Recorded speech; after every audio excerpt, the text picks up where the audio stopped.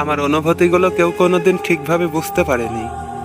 বুকের ভেতর যে কত কথা, কত কষ্ট জমে থাকে, কিন্তু সেগুলো কাউকে বোঝাতে পারিনি। ভেবেছিলাম তুমি অন্তত আমাকে বুঝবে, আমার না বলা কথাগুলোর অর্থ খুঁজে নিবে।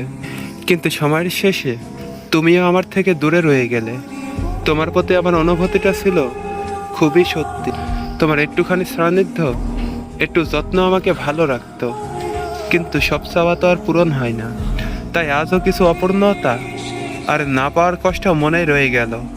হয়তো সবাই ভালোবাসার মানুষকে পায় না, তবুও মন চাই কেউ একজন থাকুক যে আমার নীরবতার ভাষা বুঝবে, আমার না বলা কথাগুলো অনুভব করবে।